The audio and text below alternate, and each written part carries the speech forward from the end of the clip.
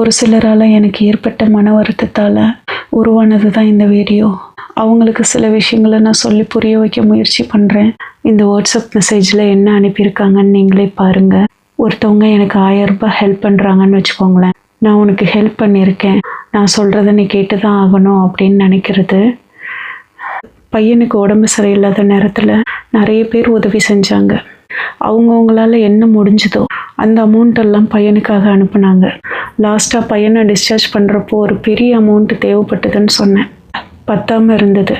ஒரு ஃபவுண்டேஷனில் கேட்டு அவங்க கலெக்ட் பண்ணி தந்த அமௌண்ட்டு பத்தாமல் பணம் இடிக்குதே, நான் எப்படி பிள்ளைய டிஸ்சார்ஜ் பண்ணி கூட்டிகிட்டு வருவேன் அப்படின்ற நிலமையில் இருக்கிறப்போ அந்த பணத்தை கட்டுற அளவுக்கு உதவி செஞ்சவங்க, அவங்கள நான் பார்க்கல. அவங்க ஒரு டீச்சர்னு எனக்கு தெரியும், அவ்வளோதான். அவங்க சொல்லவே இல்லை, நான் உனக்கு இவ்வளோ பணம் போட்டு விட்டுருக்கேன், நான் சொல்கிறபடி தான் நீ எல்லாமே செய்யணும்னு அவங்க எனக்கு சொன்னதே இல்லை. அவங்க என்கிட்ட ஒரு தடவை கூட பேசுனது கூட கிடையாது. அவங்க செஞ்ச உதவியை விளம்பரப்படுத்திக்க விரும்பலை. இந்த ஃபீஸ் கட்டுறதுக்கு எனக்கு கம்ப்ளீட் ஆகிறதுக்கு முன்னால் என் பையனுக்காக நிறைய பேர் உதவி செஞ்சாங்க. ஃபாரின்ல இருந்தெல்லாம் அனுப்புனாங்க. நான் ஒரு உயிரை காப்பாற்றுறதுக்காக மட்டும்தான் இந்த பணத்தை கேட்டிருந்தேன். அது உங்கள் எல்லாருக்குமே நல்லா தெரியும். சின்ன சின்னதாக ஒவ்வொருத்தரும் அவங்களால என்ன முடிஞ்சதோ அதெல்லாம் ஒன்று சேர்த்து, கடைசியாக கிடைச்ச அமௌண்ட்டையும் ஒன்று சேர்த்து, ஃபவுண்டேஷனில் கிடைச்ச அமௌண்ட்டையும் ஒன்று சேர்த்து நான் ஃபீஸ் கட்டிட்டு வெளியில் வந்தேங்க. பத்தாமல் தான் நான் வெளியில் வந்தேன். கையில் நிறைய பைசா அள்ளிட்டு வரல. அந்த இடத்துல என் பையனை நான் காப்பாற்றணுன்ற நினப்பில் மட்டும்தான் நான் ரெகுலராக வீடியோவில் என் நம்பரை போட்டேன். நான் எல்லா நாட்களும் ஜிபே நம்பர் போடுறதில்ல. நான் எத்தனை தடவை சொல்கிறதுன்னு எனக்கு தெரியல. நான் சில நேரங்களில் ஒரு சிலர்கிட்ட இருந்து ஒதுங்கி போவேன். எனக்கு நிறைய பிரச்சனை இருக்குது. என் பிரச்சனையவே என்னால் சரி பண்ணிக்க முடியல. அனுப்புனவங்க எல்லாருக்குமே நான் ரிப்ளை பண்ணலை. ஒரு சிலருக்கு பண்ணியிருப்பேன், ஒரு சிலருக்கு நான் பண்ணலை, தேங்க்யூ சொல்லலை. அதுக்கு தான் வீடியோவில் எல்லாருக்கும் சேர்த்து நான் தேங்க்யூ சொன்னேன். எல்லாரும் நல்லா இருக்கணும்னு நான் சொன்னேன். அந்த நன்றி விசுவாசம் என் மனசில் இருக்கிறதுனால தான் நான் ஒவ்வொரு நாளும் வீடியோவில் நான் நன்றி சொல்லிக்கிட்டே இருக்கேன். உதவி செஞ்சவங்க இல்லாமல் ஒவ்வொருத்தரும் பிள்ளை மேலே அக்கறை வச்சு ப்ரே பண்ணதுக்கு அவன் நல்லா இருக்கணும்னு எல்லாரும் நினச்சிங்கல்ல, அதுக்காக தான் நான் வீடியோவில் எப்போவுமே நன்றி சொல்லிக்கிட்டே இருப்பேன். என்னை விட்டுருங்க. சில பேர் நான் நீங்கள் நினைக்கிற மாதிரி இருக்க மாட்டேன். என்னால் ஒருத்தர்கிட்ட ஃப்ரெண்ட்ஷிப் வச்சுக்க முடியாது, பேச முடியாது.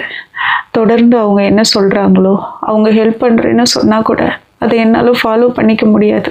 இன்றைக்கி எனக்கு பணம் தேவை அப்படின்றதுக்காக நான் டெய்லி வீடியோவில் எனக்கு ஹெல்ப் பண்ணுங்க, நான் கஷ்டப்படுறேன்னு நான் கேட்கல. ஒரு தவிர்க்க முடியாத சூழ்நிலையில் வேறு வழியே இல்லாமல் தாங்க கேட்டேன். இன்னும் மறுபடியும் அவமானப்படுத்துறது, அசிங்கப்படுத்துறதுன்னு பண்ணிக்கிட்டே இருந்தேன். நான் என்ன பண்ணுறது? நானே என்னை வெளியில் காட்டிக்க கூடாதுன்னு தான் இந்த மாஸ்கெல்லாம் போட்டுட்டு பேசுகிறேன். அப்படி இருக்கிறப்போ என்னை பற்றியோ என் பையனை பற்றியோ வேறு சேனல்களில் ஃபோட்டோ போடுறதெல்லாம் நான் விரும்புகிறதே இல்லை. அது இல்லாமல் என் பையனோட ஃபேஸை காட்டாமல் அவனோட இந்த வாய்க்கு கீழே தான் நான் காட்டியிருந்தேன். ஆனால் அவன் தலை வரைக்கும் ஏஐயில் எடிட் பண்ணி தம்ப்நெயில் ரெடி பண்ணி போடுறதெல்லாம் என்னால் சுத்தமாக ஏற்றுக்க முடியலைங்க. உதவி செஞ்சதுக்காக நான் நிறைய தடவை நன்றி சொல்லிட்டேன். ஏன்னா ஒருத்தருக்கு நன்றி சொல்லிட்டு இன்னொருத்தருக்கு நன்றி சொல்லாமல் போயிடுவோம் நம்ம வாட்ஸ்அப் மெசேஜில். ஆனால் இந்த வீடியோவை உதவி செஞ்சவங்க எல்லாருமே பார்ப்பாங்க. அவங்க எல்லாருக்குமே நன்றி சொல்லணும்னு தான் நான் நன்றி சொல்லிட்டேன். இதுக்கு மேலே நான் என்ன பண்ணுறதுன்னு தெரியல. இதில் ஒருத்தர் கூட நான் உனக்கு உதவி செஞ்சுருக்கேன், நான் சொல்கிற மாதிரி நீ கேட்டு தான் ஆகணும்னு யாருமே என்கிட்ட சொன்னதில்லைங்க. யாரும் என்னை கட்டாயப்படுத்தினதில்லை. உதவி செய்கிறது எதுக்குங்க? அந்த இடத்துல ஒரு பிரச்சனை இருக்குது, அந்த பிரச்சனை சரியாகணும்னு நீங்கள் நல்ல எண்ணத்தில் தானே அதை செய்கிறீங்க. அதை சொல்லி காட்டுறது நல்ல விஷயம் கிடையாதுல்ல. அதை எல்லாருக்கும் தெரியப்படுத்தணும்னு நினைக்கிறது நல்ல விஷயம் கிடையாதுல்ல. இப்போ என்னோட சேனலில் என்னை பிடிக்காதவங்க யாராவது ஒரு சிலர் இருப்பாங்கல்ல. இன்னொரு சேனலில் என்னை பற்றி பேசுகிறப்போ இந்த சேனலில் இவளை பற்றி குறை சொல்கிறதுக்கு முடியலை, இன்னொரு சேனலில் இவளை பற்றி போட்டிருக்காங்க, அங்கே போய் அவளை அசிங்கப்படுத்தலான்னு தானே நினைப்பாங்க. ஐசியூவில் ஒரு பிரச்சனையோட பையன் படுத்து கிடக்குறான். இந்த பக்கம் பையனுக்கு எதுவும் ஆயிடக்கூடாதுன்ற நினைப்பு இருந்தாலும் காசு எப்படியாவது ரெடி பண்ணி கட்டணுன்ற கட்டாயத்தில் நான் இருந்தேன் இல்லைங்க. ஏன் இப்படி பேசணும்? நான் என் சூழ்நிலை எல்லாத்தையுமே எடுத்து சொல்லிட்டேன்ல, ஒதுங்கி ஒதுங்கி போயிட்டேன். நம்ம சேனல் இல்லாமல் வேறு பக்கத்தில் இருந்து ராங் மெசேஜ் எல்லாம் எனக்கு வர ஆரம்பிச்சிருச்சுங்க. 100 ரூபாய் உனக்கு அனுப்பியிருக்கேன், இந்த பணம் உனக்கு போதுமா, இந்த பணம் மட்டும்தான் கொடுத்துருக்கேன்னு என் மேலே உனக்கு கோவமா, இன்னும் வேணும்னா கேளு நான் கொடுக்குறேன் அப்படின்றத அசிங்கமாக கேட்டிருந்தாங்க. உன்னோட மெம்பர்ஷிப்பில் ஜாயின் பண்ணால் எனக்கு என்ன லாபம், என்னென்ன காட்டுவீங்கன்னு கேட்டாங்க. இப்போ நீங்கள் பார்க்குறீங்கள்ல, இந்த மாதிரி மெசேஜஸ் எல்லாம் வருது. இதெல்லாம் இதுக்கு முன்னால் வந்ததில்லைங்க. தயவு செஞ்சு எனக்கு உதவி செய்யலைன்னா கூட பரவாயில்ல, என்னை மேலே மேலே கஷ்டப்படுத்தாதீங்க. நான் ரொம்ப உடஞ்சி போயிருக்கேன். என் சின்ன பையனை எப்படியாவது சரி பண்ணணும். அவனுக்கு என்ன பிரச்சனை, அவனுக்கு கரெக்டாக கொண்டு போகணும், அவன் எல்லா பிரச்சனையும் சரி பண்ணி விடணும்னு நினச்சிட்ருக்கேன். ஒன்றும் புரியாமல் நிற்கிறேன். இன்றைக்கி காலையில் கூட பாத்ரூமில் உட்காந்தவன் எழுந்திருக்க முடியலைங்க. மோஷன் போயிட்டு அவ்வளோ கஷ்டப்படுறான், அலறான், தாங்க முடியலைங்க. நைட்டு தூங்குறப்பெல்லாம் அவன் கை காலை பிடிச்சி அழுத்தி விட்டு அவனை தூங்க வைக்கிறதுக்கு எவ்வளோ கஷ்டப்பட்டேன்னு தெரியுமா? எனக்காக என் மேலே அக்கறைப்பட்டு நீ எப்படி இருக்கன்னு கேட்குறவங்களுக்கு நான் ரெஸ்பான்ஸ் பண்ணிட்டு தான் இருக்கேன்.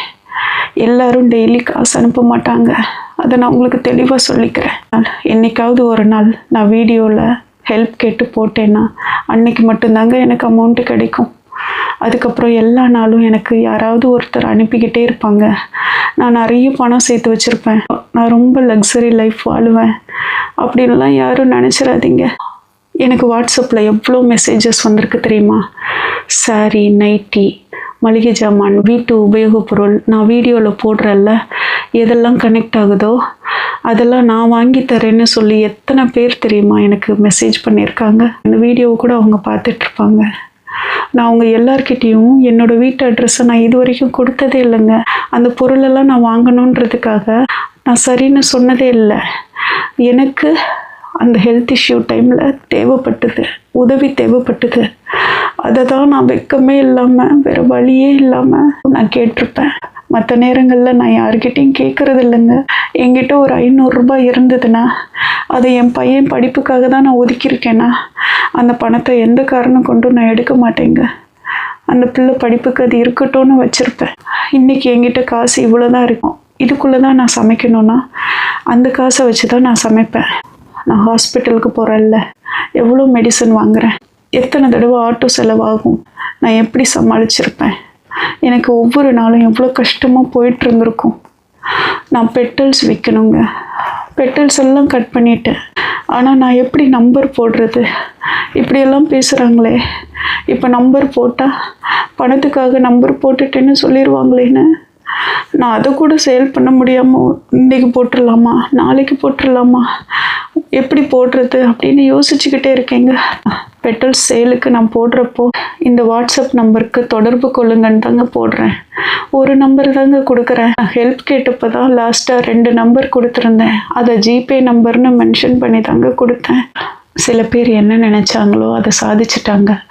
என் வாயாலேயே நான் இதை பேசணும்னு எதிர்பார்த்துக்கிட்டே இருந்தாங்க. சில நேரத்தில் சில விஷயங்கள் பிரச்சனை கொடுக்கும்னு எனக்கு தெரிஞ்சதுனால தான் அதை அவாய்ட் பண்ணேங்க. என்னால் எந்த பிரச்சனையும் பேலன்ஸ் பண்ண முடியாதுங்க. நான் ஒரு வட்டத்துக்குள்ளே வாழ்கிறேன். எனக்குன்னு ஒரு கண்ணியம் இருக்குது, கட்டுப்பாடு இருக்குது. என் பிள்ளை நல்லா இருக்கணும்னு மனசார நினச்சி உதவி செஞ்சவங்க எல்லாருக்குமே கடவுள் நிறைய ஆசீர்வாதம் கொடுப்பார், நிறைய புண்ணியம் கிடைக்கும். என் பிள்ளை உயிரை காப்பாற்றிருக்கீங்க. உங்ககிட்ட நான் ரொம்ப சந்தோஷமாக தாங்க ஷேர் பண்ணிக்கிறேன். அவன் இம்ப்ரூவ் ஆயிருக்கான், எல்லாம் உங்களால் தானே. நீங்கள் இல்லைன்னா அவன் இல்லைங்க, என்னால் முடிஞ்சிருக்காது. பணம் இல்லைன்னா சில நேரங்களில் எதுவுமே நடக்காதுங்க. என்கிட்ட பணம் இல்லை, நான் வச்சுட்டு யாருக்கிட்டையும் கேட்கலையே. எப்படிப்பட்ட சூழ்நிலையில் கேட்டேன். திருப்பி திருப்பி என்ன அசிங்கமாக பேசாதீங்க, என் பிள்ளைங்களையும் பேசாதீங்க. என்னால் ஏற்றுக்க முடியலைங்க. இப்போ யார்கிட்டையாவது நான் மன்னிப்பு கேட்கணுமா? நான் எல்லா இடத்துலையுமே மன்னிப்பு தான் கேட்குறேன். நான் தப்பே செய்யலைன்னா கூட இப்போவும் நான் மன்னிப்பு கேட்டுக்கிறேன். யாருக்காவது என் மேலே வருத்தம் இருந்ததுன்னா தயவு செஞ்சு என்னை மன்னிச்சிருங்க. தயவு செஞ்சு என்னோடய ஃபோட்டோஸ் போடாதீங்க, என் பசங்க ஃபோட்டோஸ் போடாதீங்க, எங்களை பற்றியே பேசாதீங்க, தயவு செஞ்சு பேசாதீங்க ப்ளீஸ். இப்போவும் நான் என்ன செய்கிறேன்னு தெரியுமா? 10 பேர் எனக்கு மெசேஜ் பண்ணாங்கன்னா அதில் ஒரு 3 பேர் என்கிட்ட ஃபேக்காக தாங்க பேசுவாங்க, ஒரு 7 பேர் என்கிட்ட உண்மையாக பேசுவாங்க. ஆனால் அந்த 3 பேரால் அந்த 7 பேர்கிட்டையும் என்னால் ஃப்ரீயாக பேச முடியாது. பயம் இருக்க தானங்க செய்யும். நம்ம எந்த பிரச்சனையிலையும் மாட்டிக்கக்கூடாது, நம்மளை யாரும் தப்பாக பேசிடக்கூடாதுன்னு நினைக்கிறது தப்பு இல்லையே. நான் சரியாக இருக்கேன், நான் ரொம்ப சரியாக இருக்கேன், நான் இப்படி தான் இருப்பேன். இப்போ நீங்கள் ஃப்ரெண்டில் பார்த்தீங்கல்ல, இந்த மெசேஜ் கூட வேறு ஒரு சேனலுக்காக சப்போர்ட் பண்ணி எனக்கு அனுப்பியிருக்காங்க. இதுக்கு முன்னால் என்னை பற்றி சில சேனல்ஸில் பேசியிருக்காங்க. மலர்னு ஒரு பொண்ணு கஷ்டப்படுறா, அவளுக்கு ஹெல்ப் பண்ணுங்கன்னு ஒரு 8 சேனல் கிட்ட எனக்காக சொல்லியிருக்காங்க. நான் அவளுக்காக வீடியோ போட்டேன், அவளுக்காக நான் பணம் அனுப்பினேன், அவளுக்காக நான் சப்போர்ட் பண்ணேன் அப்படின்னு மறுபடியும் பேசலை. உதவின்றத எப்போவுமே நம்ம சின்னதாக கூட சொல்லி காட்டக்கூடாதுன்னு சொல்லுவாங்க. ஏன்னா உதவி செஞ்சது புண்ணிய பலனாக மாறாதுன்னு சொல்லுவாங்க. ஓசி சோறுன்னு சொல்லியே சாப்பாட்டில் இப்போல்லாம் கை வைக்கவே முடியலைங்க. சாப்பிடணும்னு தோணவே இல்லை. போன மாதம் ஜூலை 11 எனக்கு கல்யாண நாளுங்க. நான் வருஷம் நினைப்பேன், ஒவ்வொரு வருஷமும் கிடக்குது. நான் கல்யாணம் பண்ணி இத்தனை வருஷம் ஆகுது அப்படின்னு நான் நினச்சி அந்த நாளை கிடப்பேன். ஆனால் இந்த வருஷம் 2 நாளைக்கு முன்னால் தான், லாஸ்ட் மந்த் 11th நமக்கு கல்யாண நாள் ஆச்சே. நம்ம எப்படி மறந்தோம், அந்த நாள் நமக்கு ஞாபகமே இல்லையே அப்படின்னு தோணுச்சு. பையனுக்கு June 11th operation, July 11th எனக்கு கல்யாண நாள். அப்போ நான் அன்றைக்கி நாள் என்ன கணக்கு பண்ணிகிட்டு இருந்தேன் தெரியுமா? ஜூலை 11 ஆயிடுச்சு, உனக்கு ஆப்ரேஷன் பண்ணி 1 மாதம் ஆயிடுச்சுடா, இனிமேல் கொஞ்சம் கொஞ்சமாக உனக்கு வலி குறைய ஆரம்பிச்சிடும் அப்படின்னு அன்றைக்கி நான் சந்தோஷமாக பையன்கிட்ட சொல்லிகிட்டு இருந்தேன். இப்போ என் பிள்ளைங்களை நான் சரி பண்ணணும், நான் உதவி கேட்டதுனால எல்லோரும் என்னை தப்பாக நினச்சிட்டாங்களோன்னு நான் டெய்லி வருத்தப்பட்டுட்ருக்கேங்க. இம்ப்ளான்ட்டுன்னு சொன்னியே, அதுக்கும் உதவி கேட்பேன் அப்படின்னும் சொல்லி கமெண்ட் வந்திருந்தது.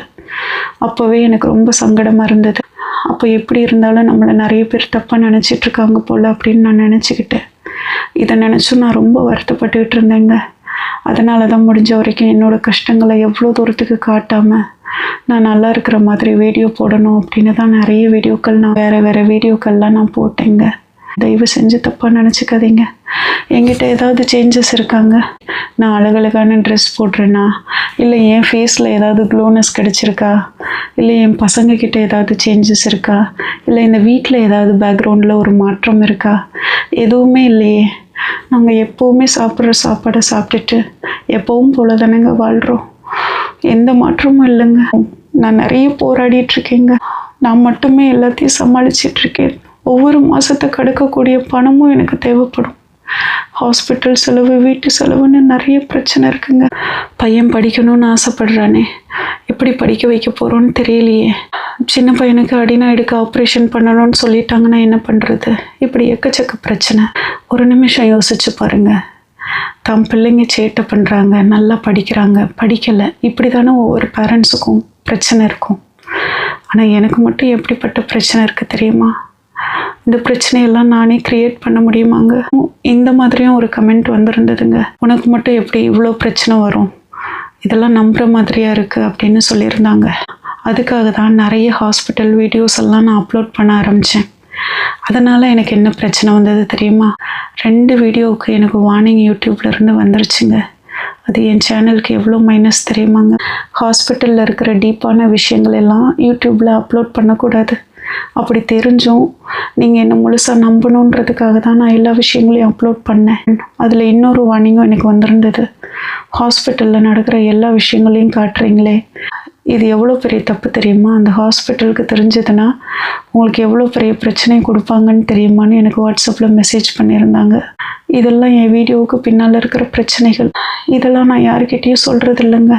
நான் உங்ககிட்ட உண்மையாக இருக்கணும் அப்படின்றதுக்காகவே எவிடன்ஸ் காட்டுறேன்னு நிறைய விஷயங்களை இப்போ வீடியோவில் காட்டிகிட்ருக்கேன். அது எனக்கு பிரச்சனையை கொடுக்குது. இருந்தாலும் நீங்கள் என் மேலே நம்பிக்கையை விட்டுறக்கூடாதுன்றதுக்காக தான் இது எல்லாத்தையும் நான் காட்டிகிட்ருக்கேன். எனக்கு ஒரு நம்பிக்கையாக நீங்கள் மட்டும்தான் இருக்கீங்க. நீங்களும் இல்லைன்னா இந்த வாழ்க்கை போராட்டத்தை என்னால் நடத்த முடியாதுங்க. ஒரே இடத்துல நின்றுவேன், இல்லைன்னா கடந்து வந்த பாதையை மட்டுமே பார்த்துட்டு நின்றுப்பேன். முன்னேறி போகணும்னு யோசிக்காமல் விட்டுருவேன். நானும் சராசரி பொண்ணு தானுங்க. என்னை எங்கேயுமே நீங்கள் விட்டு கொடுக்கல, அதை நான் பார்த்துட்டேன். யார் என்ன சொன்னாலும் எனக்காக சப்போர்ட் பண்ணி நின்றுருந்தீங்கல்ல, ரொம்ப நன்றிங்க உங்களுக்கு. இந்த வீடியோவுக்கு மறக்காமல் லைக் பண்ணிக்கோங்க, ஹைப் ஆப்ஷன் கொடுத்துருங்க. இதை ஏன் சொல்லிகிட்டே இருக்கேன் தெரியுமா? இதனால் எனக்கு கொஞ்சம் அமௌண்ட் இன்க்ரீஸ் ஆகுதுங்க, அதனால தான். நன்றி, வணக்கம்.